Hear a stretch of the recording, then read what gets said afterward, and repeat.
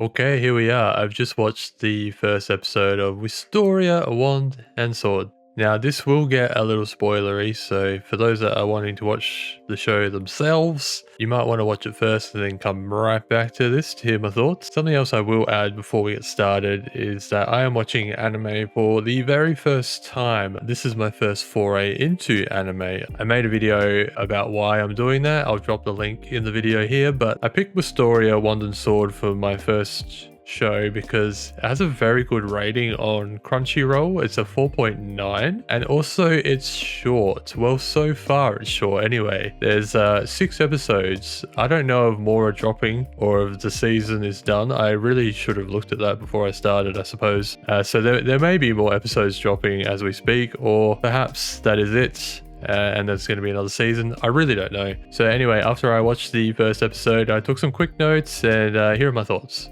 The first episode is called Like a Lone Sword, and we start in a place called Rye Garden, which looks like some kind of magical school or academy.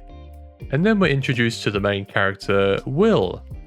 My first thoughts were, oh, this is anime Harry Potter, because Will is a magical kid with glasses, but plot twist, no, he actually sucks at magic. He can't do the magic. He has to do some basic fire spell in front of his peers, and he can't do it. So his arch rival, who we also meet, Scion, who just seems to hate Will's guts for some reason, he does a little magic spell and impresses everybody, and that's how that goes. My first questions with the show were, why is Will in a magic school if he can't do magic? And also, how is he getting through school if he can't do magic?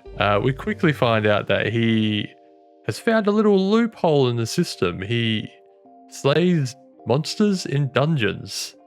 So straight away I'm like, oh, this is like a game. It's very gamey. I might be new to anime, but I know games a little bit. So there's monsters with various levels, and the higher the level, the more credits you get.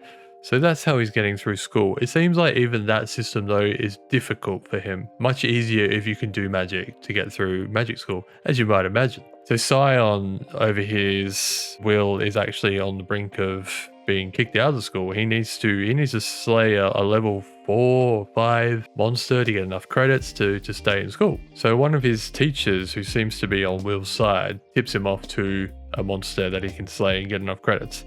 Scion overhears this and he thinks, well, I want to get this guy kicked out. I'm going to go slay the monster. So what happens is Scion goes there with a couple of his mates. The monster kicks the mate's ass. I think kills his mates, I guess. I don't know yet. There's blood though, and the monster's just about to kill Scion. But Will saves the day, and we find out he's just an amazing warrior. He's the lone warrior, or the lone sword in Rye Garden. He ends up kicking the monster's ass, gets all the credits he needs, and it's the end of the episode. Now, I did skip over a couple of flashback scenes. We find out a little about the lore. So this place, Rye Garden, it's kind of like a circular sort of structure with a massive tower coming out of the middle, and the sky apparently is being held up by these mages or wizards. They have a name. I didn't write the name down. Hopefully I'll get to that in the next episode. But there's these 4 mages that I think put like a barrier over this school. And I don't know if this structure is just a school or if it's like a town. We don't know yet. But yeah, these mages are basically keeping away all the bad stuff in the world with this protective shield thing. So all the young mages, I think they're called mages. Are they mages? I think so. I'll get back to you on that one too. All the young mages are basically aspiring to be one of these 4 head honcho ones. And then we go forward a little bit, also a flashback though, with Will and his young friend, who make a pinky promise to both ascend to this top of the pops mage level. His friend does. His friend is super gifted, becomes the youngest ever to do it. Will, meanwhile, is floundering around in school with no magic powers, struggling but still aspiring to get there. So that's the why. That's why Will is there. We also do meet a couple of other characters in the show. There's another professor. I don't remember his name, but he's definitely not on Will's side, but he's not on Scion's side either, I don't think. He's just a grumpy old mage as far as I know, but who knows, he might have a backstory. And then we meet another young mage, a lady that is friends with Will. Will seems to be quite flirtatious with her, which she seems to not quite know how to take. So although Will sucks with the magic, seems to be alright with the ladies. He's quite smooth and capable in that department, it seems. So yeah, that's a very bad rundown of the first episode. As it goes on, I'll try and remember some of these names and terms, but I want it to be sort of off the cuff.